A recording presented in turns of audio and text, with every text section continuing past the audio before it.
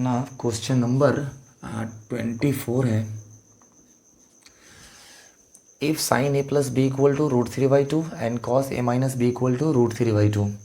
ठीक है, और दिया हुआ है ए प्लस बी का जो वैल्यू है 0 डिग्री से बड़ा और 90 डिग्री से छोटा या उसके बराबर होगा एंड ए ग्रेटर होगा बी से, then find the value of A and B. ठीक है, चलिए यहाँ पे हम क्या करते हैं, यहाँ पे भी जो है आप मेंटली कैलकुलेट कर सकते हैं। आप बताइए sine A plus B equal to √3/2। आपको पता है साइन यहाँ पे क्या होगा कि √3/2 होगा, तो साइन 60 डिग्री का वैल्यू √3/2 होता है, मतलब ए प्लस बी के जगह पे 60 होगा, यानी ए और बी का सम जो होगा 60 होगा।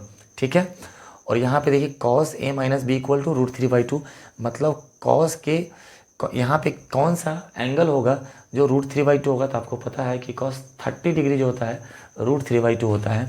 उसके बाद दूसरा ये देखना है कि ए हमेशा बड़ा होगा बी से, मतलब ये वाला एंगल बड़ा लेना है। अगर मैं इसको 45 ले लेता हूँ और इसको मैं 15 ले लेता हूँ, तो आप बताइए 45 और 15 मिल करके कितना हो जाएगा, 60 हो जाएगा। मतलब और साइन 60 का वैल्यू √3/2 होता है। इसका मतलब ए का वैल्यू 45 और बी का वैल्यू क्या होगा, 15 होगा। चलिए उसी चीज़ को यहाँ पे डाल के देख लेते हैं। ए का वैल्यू 45 और बी का वैल्यू 15 डालेंगे तो 45 में से 15 जाएगा तो 30 हो जाएगा, यानी cos 30 √3/2 होता है। इसका मतलब ये हो गया कि हमारे द्वारा जो ए का वैल्यू 45 और बी का वैल्यू जो 15 डिग्री जो लिए हैं, इसका मतलब कहीं ना कहीं सही है, यानी मेंटली ही कैलकुलेट होगा। इस तरीके का क्वेश्चन अगर आपको एग्जाम में मिलेगा तो सॉल्व करने की आवश्यकता नहीं, उससे पहले एक बार एंगल से हम सेटिस्फाइड करके देख लेंगे क्वेश्चन को। ठीक है, चलिए बाई प्रोसेस के लिए जो है क्या करते हैं, बनाना शुरू करते हैं। चलिए आप लिखते हैं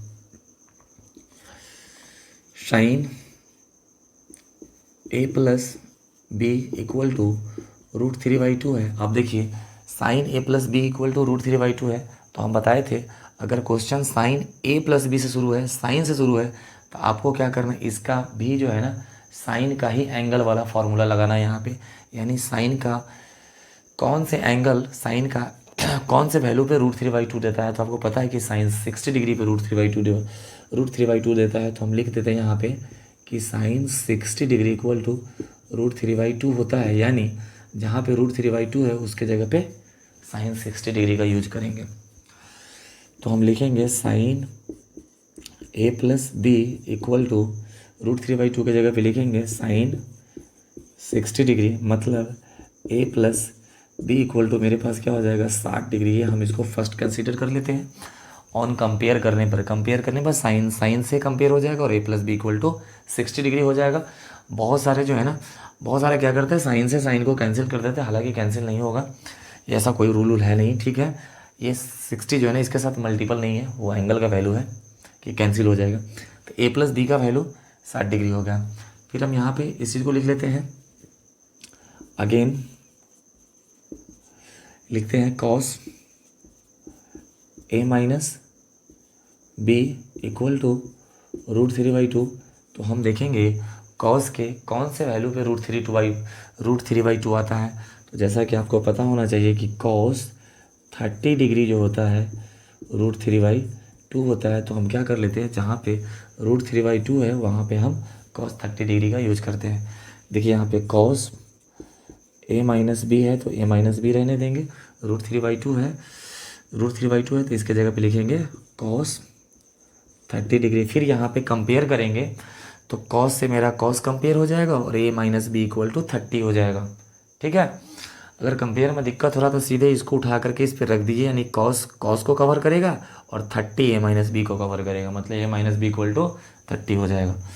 तो क्या हो जाएगा, A minus B equal to 30 degree हो जाएगा। ये तुम्हारा सेकेंड हो जाएगा अपना। अब क्या करते हैं, दोनों इक्वेशन को ऐड करने से कहो, बी मेरा प्लस में है या बी माइनस में है, बी से बी मेरा कैंसिल होगा, ए और ए मिल करके 2a हो जाएगा और 60 और 30 मिलकर 90 हो जाएगा। 2a का वैल्यू 90 हो जाएगा तो ए का वैल्यू 45 होगा। उस ए का वैल्यू यहाँ 45 डालेंगे, ये 45 अगर उधर जाएगा तो 60 में से 45 घटेगा तो 15 बचेगा, यानी बी का वैल्यू 15 हो जाएगा। लेकिन प्रोसेस के लिए हम तो करना ही पड़ेगा, तो लिखते हैं ऑन एडिंग इक्वेशन 1 एंड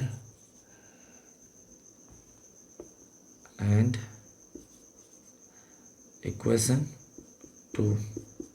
ठीक है, इक्वेशन 1 लिखते हैं। इक्वेशन 1 जैसा कि दिया हुआ है, a plus B equal to 60 degree, और ये है a minus B equal to 30 degree. हालांकि देखते हैं वहाँ से दिख रहा है कि नहीं। चलिए, जैसा कि ये दिख रहा है तो हम क्या होगा, b से b मेरा कैंसिल हो जाएगा, a और a मिल करके मेरा हो जाएगा 2a इक्वल टू 60 और 30 मिल करके हो जाएगा 90। फिर यहाँ पे बनाते हैं 2a का वैल्यू 90, तो यहाँ पे लिख देते हैं 2a का वैल्यू हो जाएगा 90, तो इसीलिए a का वैल्यू जो हो जाएगा 90, तो मल्टीपल में इधर जाएगा, डिवाइड हो जाएगा 2 से 45। ठीक है, यानी a का वैल्यू जो हो जाएगा अपना 45 हो जाएगा।